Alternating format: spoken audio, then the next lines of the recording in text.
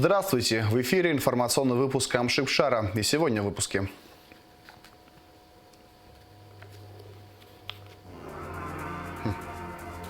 Вопросы, не терпящие отлагательств. Заседание Кабинета министров Абхазии.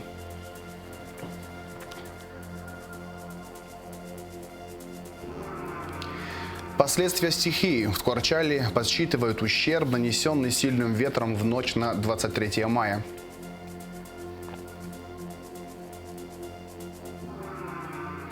Коттеджи вместо деревьев. Законна ли стройка на привокзальной территории железнодорожной станции Келасур?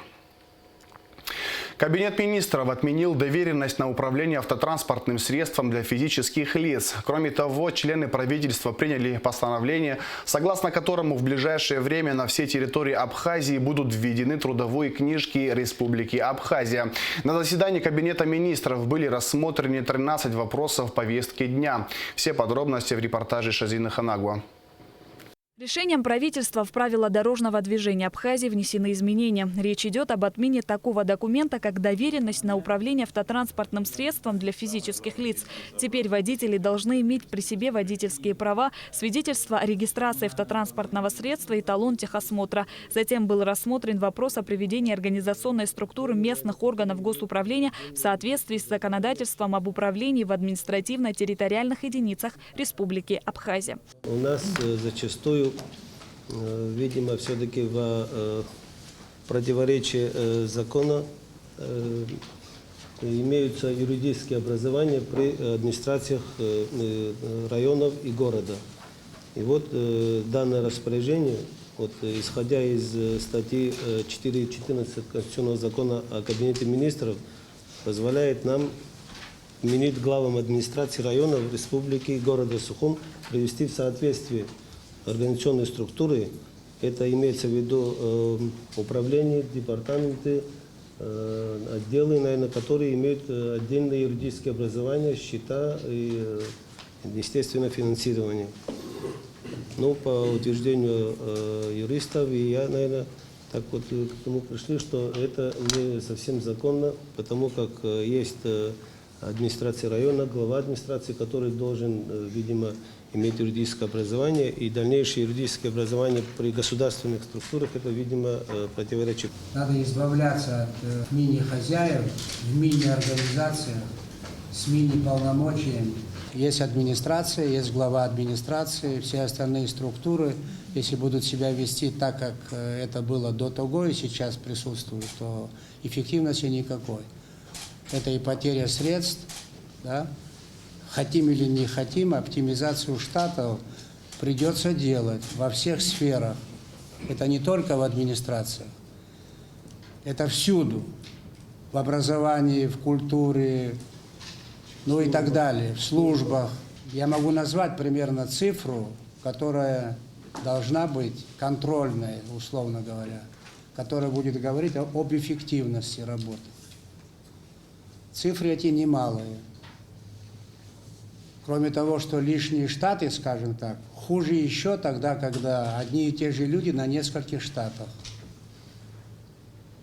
И в итоге это приводит к цифре размером примерно в 3000 человек.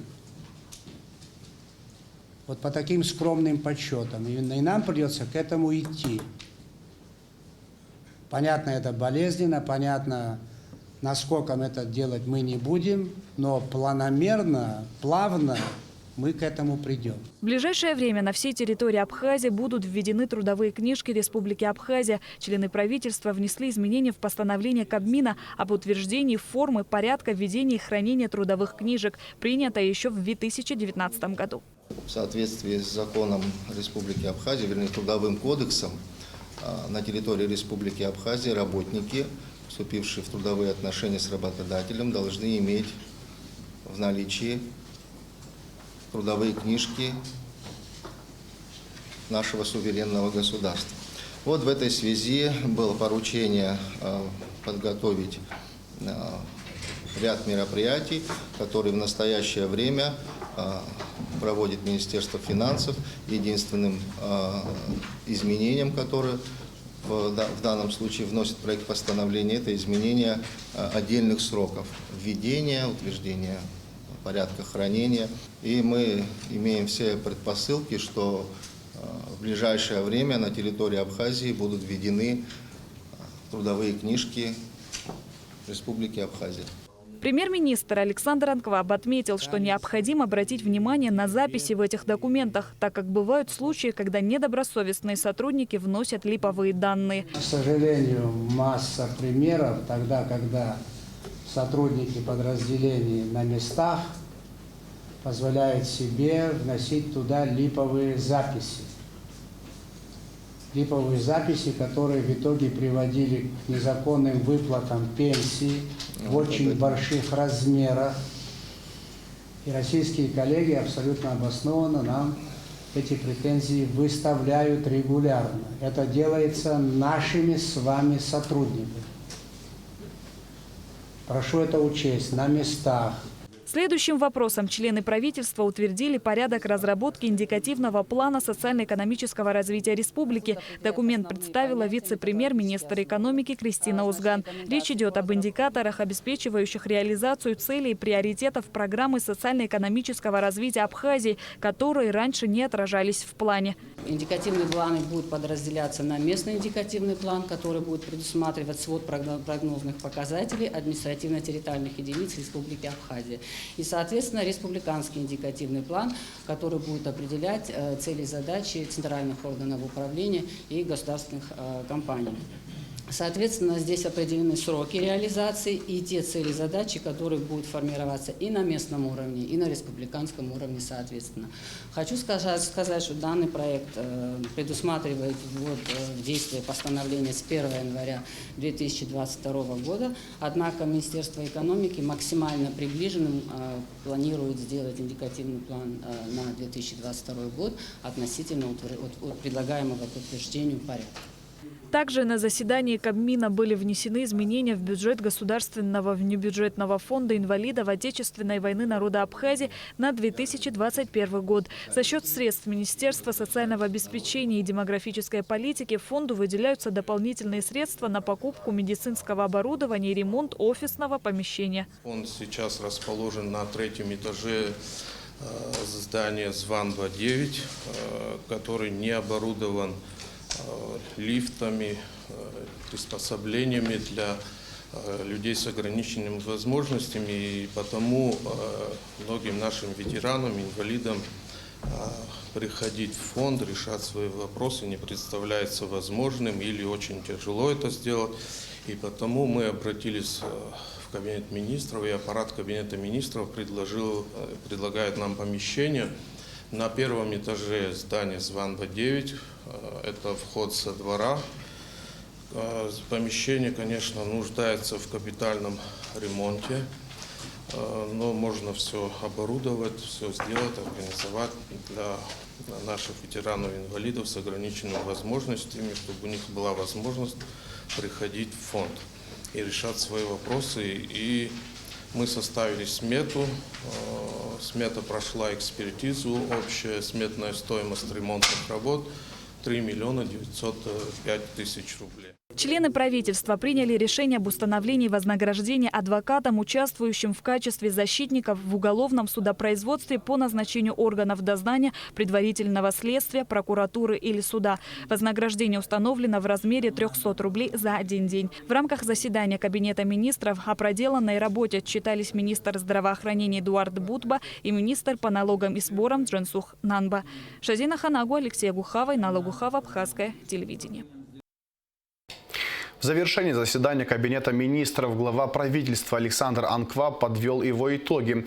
Премьер-министр также обозначил существующие проблемы и отметил необходимость более эффективной работы. Бюджету нужны дополнительные серьезные источники. Еще раз повторяю, серьезные финансовые средства должны идти в бюджет.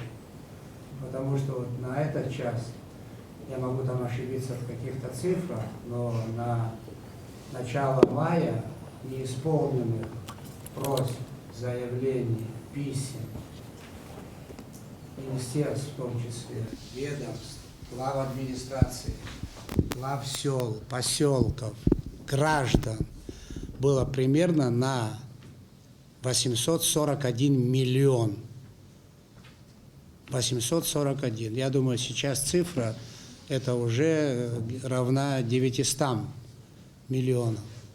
Это те мероприятия, которые тоже являются срочными и неотложными. И на эти просьбы и обращения нужно реагировать. Без денег это сделать невозможно. В республике участились, к сожалению, как и в прошлые времена, пожары, горят жилые дома. Тут много причин, и нагрузки, и в том числе и майнинг неконтролируемый, когда ставится эта аппаратура в местах, где проводка плохо защищена, где ветхие строения, и возникают очаги пожаров, в том числе с тяжелыми последствиями.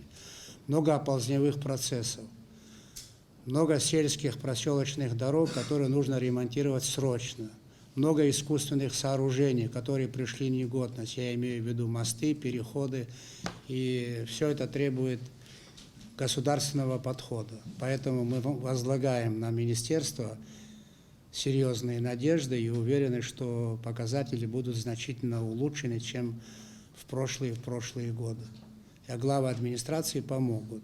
Тут никаких местечковых не должно быть настроений. Все мы делаем одно общее дело.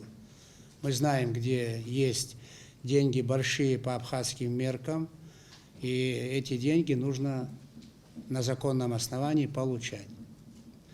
Такая просьба. И второй вопрос, с чего мы начинали. Ковид никуда не ушел. На сегодняшний день, примерно по вчерашним, если цифрам судить, у нас инфицировано 6% населения. У нас очень высокий объем зараженных на 10 тысяч населения. Это больше 610 человек.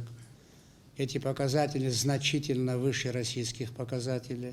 Это говорит о том, что мы скучно проводим очень много мероприятий. Когда речь идет об очагах, да, вот эти очаги, они носят скучный характер. Вот в частности то, что мы делаем с вами сейчас. Тут есть отдельные упреки в мой адрес, что в прошлом году не проводили заседания Кабинета министров. Они не проводились по известным причинам.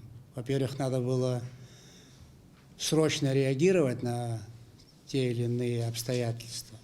И во-вторых, если у нас была бы техническая возможность, о которой мы говорили, мы, может, и сегодняшнее мероприятие тоже проводили бы на удалении. И это правильно. Поэтому мы должны продолжить выполнение распоряжения президента об ограничительных мерах. Ситуация непростая. Вы знаете число погибших от этой болезни. Но летальность, если говорить этими терминами, она 1,6% от общего числа заразившихся. Выздоровление тоже достаточно высокое. Если чему-то радоваться, то можно радоваться этому. Это примерно 96% на вчерашнее утро от общего числа заболевших. Мы исследовали за все это время, благодаря нашим специалистам, медикам, лаборантам, врачам, около 27% населения исследовали на предмет болезни.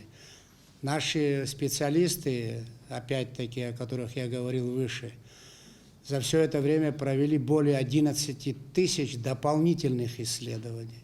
Это очень большая работа, это очень немалая нагрузка на эти службы, которые мы в последнее время чем-то пытались подкрепить. Но проблемы реально существуют. Понятно, из-за численности населения у нас на первом месте по заболеваемости город Сухум и Сухумский район. Это примерно 48,3% от общего числа. Очень высокий процент в Гудаутском районе, это примерно 15,6%. Высокий процент в Гагре, это 10,3%. Ачамчира 9,6%. Хварчало он колеблется от 4% до 4,1%, 4,2%. В Гальском районе примерно 6,5%. Это не маленькие, к сожалению, цифры, и за каждой цифрой судьба человека. Поэтому и Министерство здравоохранения в лице вновь назначенного министра должны эту тему продолжать актуализировать. Она у нас на повестке дня.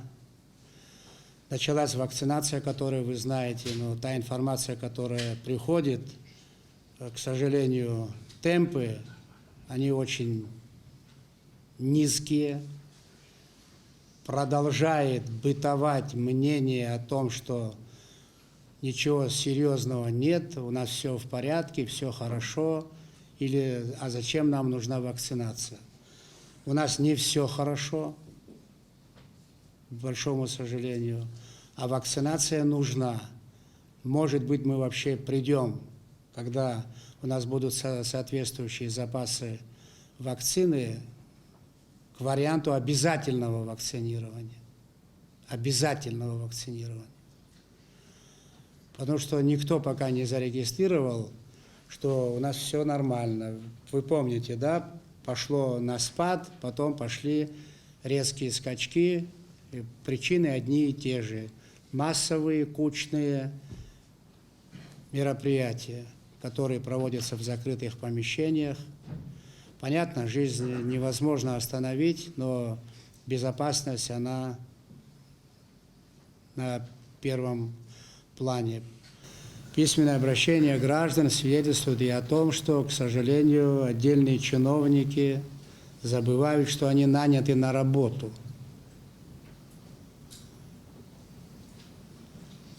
Как ваш коллега, могу многое простить, но никогда не прощу бездушного, безответственного отношения к людям. Вот хочу, чтобы мы с вами договорились еще на берегу. Бездушного и безответственного отношения к людям. Передайте своим подчиненным. Ко мне лично идет обширная информация, говорю вам прямо. Как не должно быть, как нельзя разговаривать с людьми, как нельзя, ссылаясь на свою занятость, отправлять беременную девушку, пожилого человека, который приехал из района, неважно откуда, приехал издалека в центр, приехал в надежде или приехала получить помощь, а сталкивается с глухой стеной. Так вот, чтобы вы понимали, эту стенку мы разрушим бульдозером. Бульдозер у нас есть. Прошу это учесть. И глав администрации, министров, заместителей министров, начальников управлений, отделов, все, кто получает государственные деньги. Давайте пересмотрите свое отношение. Да, я понимаю, о чем они скажут и о чем вы подумали сейчас. За эти деньги надо хорошо работать. Или надо освободить эту должность. Только так. Мы не можем допускать того, что, еще раз скажу вам, девушка, которая приехала из Тхварчала на 8-м месяце беременности, приехала не на личной автомашине или автомашине супруга, а на автобусе. Пришла в учреждение, где ей обязаны помочь, а ее просто, ей сказали, что часть денег нет, не до вас. Знакомо? Я думаю, знакомо. Вам всем. Это должно быть исключено. Это должно быть исключено. Мы тоже могли недавно сказать в адрес женщины, которой надо было сделать операцию на тазобедренном суставе, я могу что-то путать, медицинские там, те термины и так далее, да? Но цифру хорошо помню. Для того, чтобы ее вылечить, государство абхазское заплатило 1 200 000. А сегодня у министра финансов не то, что 1 200 000, у него 12 000 собранных не бывает постоянно. Но женщину надо было вылечить, и мы это сделали. Это Министерство по туризму может себе позволить большие расходы, мы не можем. Мы не можем. У нас есть вопросы, связанные с нашим университетом. Да? У меня же на столе лежит список, контрольные карточки. В прошлом году у многих родителей не была возможность оплатить учебу. Так? Так. Насколько я информирован, руководство университета, ректор Гварами Олег Алексеевич пошел навстречу и сказал, никто не будет отчислен. Это очень хорошо, так и должно быть. Мы не можем никого отчислять из-за неоплаты года обучения. Никак. Лучше мы будем должны университету, чем кто-то будет отчислен. Так, Владимир Валерьевич? Только так. Это наша генеральная линия поведения, мы будем ею придерживаться. 26 мая Верховный суд Абхазии под председательством судьи Мимозы Цушба приступил к рассмотрению дела об убийстве Астамура Шамба, Алхаса Авицба и Доминики Акиртава. 30 апреля 2021 года Генеральная прокуратура Абхазии утвердила обвинительное заключение и направила в Верховный суд для рассмотрения по существу уголовное дело в отношении Чкадуа Эрика Юрьевича, Бганба Беслана Тотовича, Ахалая Дато Ривазовича, Ахалая Демура Ривазовича и Блабба Аслана Дауровича, обвиняемых в данном преступлении.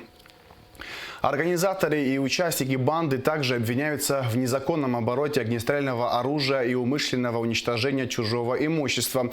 В начале заседания сторона защиты заявила ходатайство об отводе председателя Мимозы Цушба. Также ее родная племянница Лаура Цушба принимала участие в качестве следователя в следственных действиях по делу, а именно в осмотре места происшествия, что противоречит нормам Уголовно-процессуального кодекса. Сторона обвинения отметила, что племянница судьи действительно участвовала в осмотре места происшествия, но только в качестве дежурного следователя, на чем ее роль закончилась, и она не является участником уголовного судопроизводства. Поэтому отвод будет безосновательным. В итоге Верховный суд удовлетворил ходатайство защиты и принял решение об отводе председательствующей судьи Мимозы Цушба. С помощью автоматизированной системы судом будет назначен новый состав для рассмотрения дела. В Сирии 26 мая прошли выборы президента страны. По всей республике были открыты более 12 тысяч избирательных участков. За выборами следили журналисты со всего мира и приглашенные из разных стран наблюдатели, в их числе представители Абхазии, посол Республики Абхазия в Сирийской Арабской Республике Баграт Хутаба, помощник посла Кутейба Фом Хасан и советник посольства по работе с диаспорой Жанбу Абаза Агарба. На пост президента, помимо действующего главы государства, генерального секретаря партии Баас Башара Асада, претендуют Махмуд Ахмед Мири от внутренней оппозиции и бывший депутат от соцпартии Абдаллах Саллюм Абдаллах. Мы связались с послом Абхазии Багратом Хутаба по телефону, который рассказал, в какой обстановке проходили выборы. Совсем недавно завершился визит официальной делегации Республики Абхазия во главе с президентом Бжани в Сирийскую Арабскую Республику. Как вы оцениваете это событие? Насколько оно было, кстати, интересно для сирийского общества и для сирийских СМИ? В рамках наших взаимоотношений, в рамках развития двухсторонних отношений между Абхазией и Сирией, несомненно, этот визит даст достаточно высокий положительный импульс с точки зрения развития нашей страны и нашего государства. Значит, роль российской стороны, которая является для нас стратегическим союзником, стратегическим партнером. Несомненно, в рамках трехстороннего сотрудничества, в рамках всех аспектов, в рамках всех соглашений, договоренностей, которые есть между Абхазией и Россией, Россией и Сирией и Абхазией и Сирией, дадут достаточно серьезные шаги для развития и укрепления наших взаимоотношений. Конечно, приезд президента Республики Абхазия достаточно высоко оценили народ Сирийской Арабской Республики и сам президент Сирийской Арабской Республики Башар Асад, средства массовой информации, которые в неделю по 3-4 раза до сих пор показывают визит президента Абхазии. Это, несомненно, еще раз, в очередной раз подтверждает и показывает о наших взаимоотношениях между Абхазией и Сирией. Сегодня президентские выборы в Сирийской Арабской Республике. В Сирии, насколько я понимаю, президентские выборы, они альтернативные. Это тоже имеет огромное значение для международного сообщества, которое практически организовало изоляцию этой республики. И демократические процессы в Сирии они не признают, считают, что их вообще нет. Какие шансы у нынешнего главы государства? Наше посольство, наша диаспора как-то задействованы в выборных процессах в качестве наблюдателей или в каком-нибудь другом качестве? Какова обстановка в стране? Насколько избиратели активны?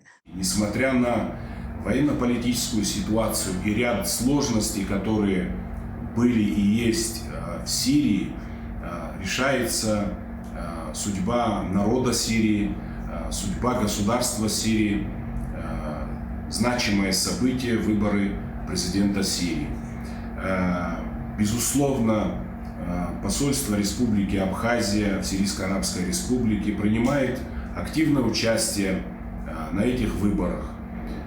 А именно, посольство Абхазии в лице меня, посла Абхазии в Сирии, являемся наблюдателями по 3 участкам. Конечно же, мы обратили внимание и дали свою положительную оценку активности людей, о положительном, хорошем настроении людей. И в частности, особое внимание мы уделили, что с лозунгами, с песнями, с музыкой, с флагами, где идет в основном поддержка действующему президенту Сирийской Арабской Республики Башару Асаду. Для нас это в первую очередь честь, что мы представляем наше государство, нашу страну, нашу любимую Абхазию. Разыгравшийся в минувшие выходные ветер снес крыши нескольких домов в Ткорачале. Сейчас специалисты подсчитывают ущерб от стихии. Наша съемочная группа выехала в город-герой и пообщалась с руководством района. Репортаж Аля Китрапш. В минувшие выходные в Ткорачале из-за сильного порывистого ветра на проспекте Свободы сорвало кровлю многоэтажного жилого дома. К счастью, никто из жителей не пострадал. Строительные бригады разобрали все завалы и временно покрыли крышу брезентом. Как будет хорошая погода, строители приступят к замене кровли. Необходимые стройматериалы уже привезли. Также сильный ветер повредил кровлю еще одного многоквартирного дома по улице Горького, 1. Здесь шиферное покрытие частично сломано. В этом доме также планируется заменить кровлю. Там кровля была шиферная. Мы еще в прошлом году сметили еще, она обходится около 4,5 миллиона рублей. К сожалению, в прошлом году не смогли найти средства, а сегодня добавилось к тому, что приходится кровлю менять уже не частично, а целиком. Через пару дней начнем крыть крышу. То есть я в этом уверен. Спасибо Александру Золотынскому, еще очень быстро среагировали. Тот же день уже прислали материалы. Строительство нового помещения Ткорачальского рынка было начато в 2017 году за счет средств республиканского бюджета. На это было потрачено порядка 10 миллионов рублей. На рынке предусмотрено 100 мест. Однако строительные работы до сих пор не завершены. По словам главы района Исидора Дочи, необходимо исправить недочеты, совершенные при строительстве. Дополнительно нам пришлось сделать смету на 3,5 миллиона рублей, и то эта проблема не решает. Нужно само строение, то, что строили, как-то построено очень интересно. Знаете, вот неудобно для самих жителей и для тех, кто там будет работать. Мы должны так сделать, так, чтобы не продувалось внутри. Видимо, стеклить нужно. После того, что закончит один этап работы, нужно будет еще работу провести вокруг того рынка, где мы строим. Там нужно снести все эти строения, которые стоят, уже ветхое строение. Стоит отметить, что в рыночные дни, среду, пятницу и воскресенье крестьяне из близлежащих сел имели возможность реализовать здесь свою продукцию. Однако из-за отсутствия капитального строения рынка и условий для торговли часть сельчан вынуждена ехать в Очимчиру и Гал с целью реализации своей продукции. Жители Ткварчала говорят о необходимости скорейшего завершения строительства рынка. Люди мучаются, мы тоже мучаемся, под дождем стоят. Ну, в общем, что сказать? Я даже не знаю, но в рынке мы нуждаемся все. Мы все зависим от рынка. У меня столовая, я все покупаю на рынке. Я, например, ездю в Гале много за товаром, ездю в Сухуми, потому что и выбора много. Я надеюсь и верю в то, что рынок будет сделан и люди будут ходить по-прежнему. Я вам скажу единственную вещь, что до войны много было людей, рынок был переполненный. Но сейчас просто вам скажу, что жители Беди иногда приходят пешком, приносят сюда продукты питания, сыр приносят и одновременно продукты питания. Еще один очень важный объект в Ткварчале – центральная районная больница, строительство которой было начато в 2017 году. Изначально общая проектно-сметная стоимость всех работ составляла 250 миллионов рублей. Но затем еще дополнительно были отпущены средства для исправления недочетов и строительства прачечной, столовой, морга, пункта скорой помощи. Сейчас строительство идет к завершению. Ткварчалская ЦРБ обслуживает не только город, но и еще 11 сел. И капитальный ремонт больницы является очень значимым событием для всего района. Часть идет к завершению. Долго строим, конечно. Очень много переделать пришлось. Около 58 миллионов дополнительно тоже пришлось финансировать. На сегодняшний день мы можем сказать, идет к завершению. Я надеюсь, конец месяца это для города будет огромное значение иметь. Не только для города, для ближайших сел, которые возле Ткварчала, Очимчирский район и Гальский район. У людей будет возможность приезжать, обследовать, лечиться здесь. Глава района также сообщил, что ожидается приезд в Ткварчал инвесторов из России и Австрии, которые обладают лицензией на добычу угля. Алика Трапшина, Алагухава, Абхазское телевидение. О допущенных недочетах при строительстве Ткварчалской ЦРБ говорил в частности на заседании Кабинета министров глава правительства Александр Анкваб. Премьер-министр подчеркнул, что завершение работ в больнице из государственного бюджета было выделено несколько десятков миллионов рублей.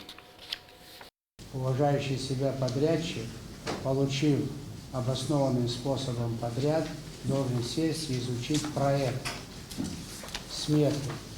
И уважающий себя подрядчик не приступит к выполнению работ, где по проекту лестничные марши без перил, где на объекте нет воды, нет канализации. Если это больница, не запроектирован морг и многое другое. Это уважающий себя строитель так должен поступать. А не уважающий себя строитель, он пускается во все тяжкие. И потом остается головная боль. Сколько мы должны собственных средств вложить в инвест-объект в Ткварчале? Очень много, Александр Валентинович. У нас нет, это нет, не 58 миллионов, там недостаток со средств свыше 20 виду, миллионов. Свыше 20 миллионов недостаток средств, которые российская сторона профинансировала в соответствии с заявкой, однако средства были отвлечены на другие объекты. Соответственно, мы объект фактически завершили, в ближайшее время ожидаем уже ввод в эксплуатацию, но у нас, соответственно, финансовая неурегулированность вопроса присутствует. Вот в том числе, чтобы не допускать подобного рода казусов в перспективе. И эти казусы не единичные. К сожалению, в какой-то степени они носят системный характер. Я же не говорю о руководителях, которые работают на тех или иных объектах, сданных по инвестпрограмме.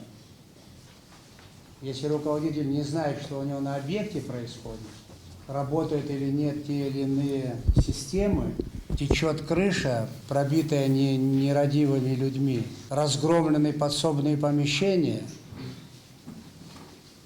Это тоже вопрос, а это все взаимосвязано. К сожалению, это все взаимосвязано. Конечно же, слава Богу, есть вопросы прямо противоположные, когда руководители очень ответственно подходят к объектам, сданным по инвестпрограмме и не по инвестпрограмме. Ответственно. Я в этом убеждался неоднократно. частности, вот в Почемчирском районе Дом культуры, он стоит, как будто бы его вчера сдали. Зал, который отремонтирован в Порчал, во Дворце культуры, как будто бы это сегодня произошло. В Гулеривче Дом культуры и многие другие объекты. И мы хотим, чтобы именно так и было. И строили качественно, соответственным образом. И потом за этим следили соответственным образом. Рекомендовал бы вам зайти месяц назад в филармонию и посмотреть, там, на что похожи подсобные помещения. Или что у нас в театре абхазском. Куда делось все оборудование закупленное, очень дорогое, очень качественное. Куда оно делось? И кто за это должен отвечать? Ответственных нет. Один начальник, второй начальник, третий начальник, четвертый начальник. Нет ответственных. Все это в итоге государственные деньги, все это в итоге деньги налогоплательщиков. Поэтому подход должен быть, Кристина Константиновна, жесткий. Жесткий подход. По-другому ничего не получится. Министр по чрезвычайным ситуациям Абхазии Лев Квициня и начальник медицинского управления МЧС Анзор Гов находятся с рабочей поездкой в Ярославской области.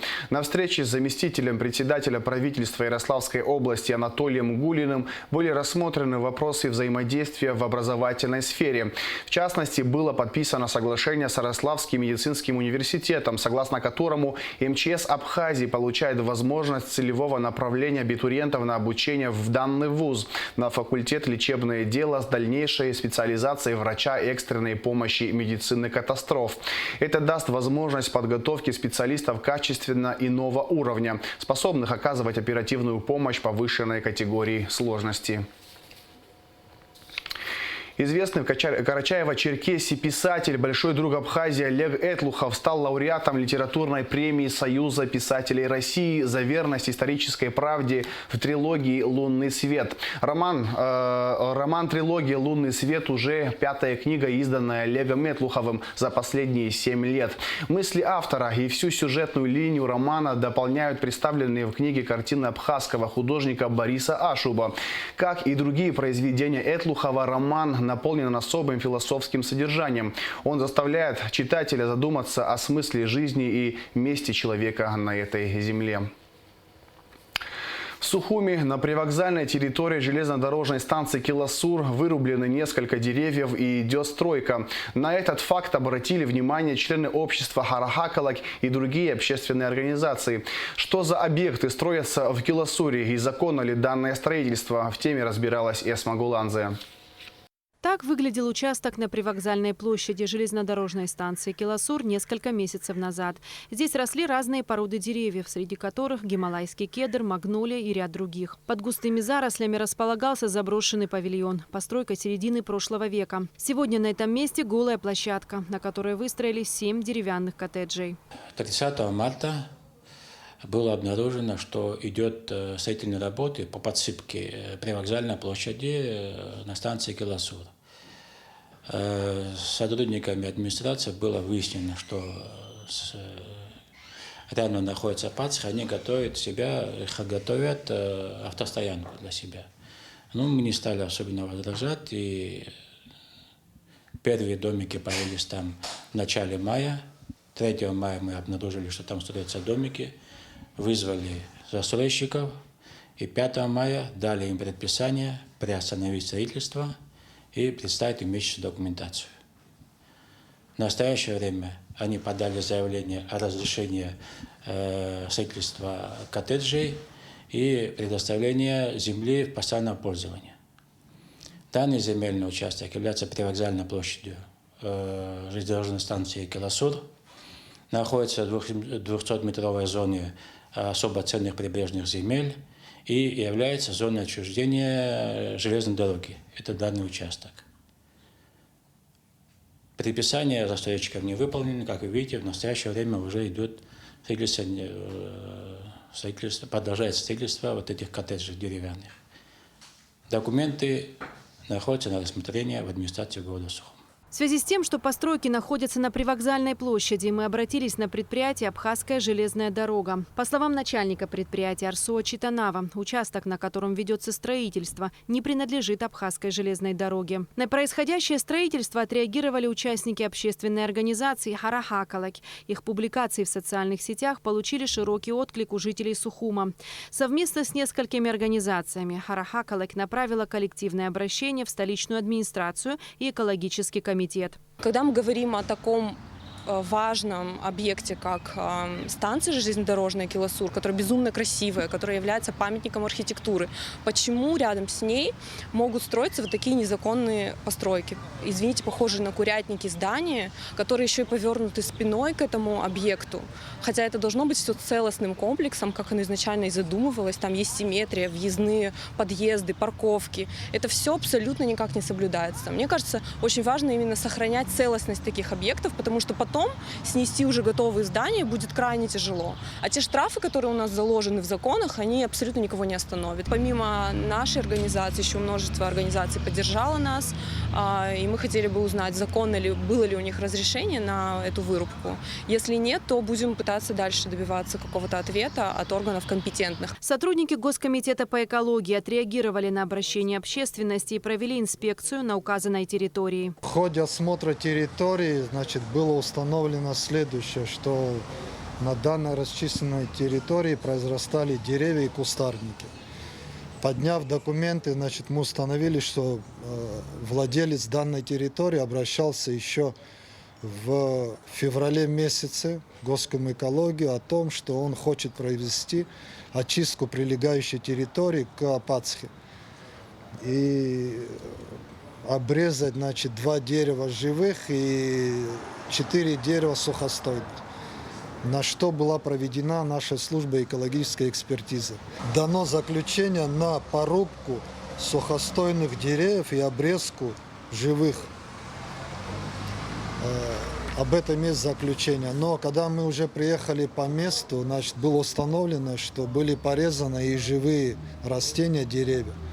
По данному факту незаконной обрезки нами будут составлены материалы, будут вынесены штрафные санкции и будут вынесено постановление о компенсаторной высадке взамен порубленных деревьев на данной территории. С нами по телефону связался один из застройщиков участка по фамилии Квициния и разъяснил ситуацию. По его словам, застройка носит временный характер и в ближайшее время будет согласована со всеми необходимыми службами, а зеленые насаждения будут восстановлены.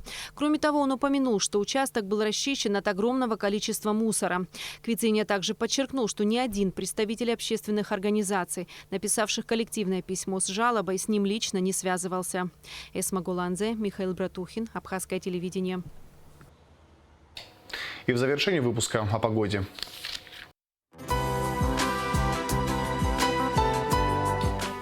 По сообщению Гидромедцентра, в четверг, 27 мая, в Абхазии ожидается небольшая облачность, преимущественно без осадков. Ночью возможен туман. Температура воздуха ночью 13-18, днем 19-24 градуса тепла. Температура морской воды плюс 17 градусов.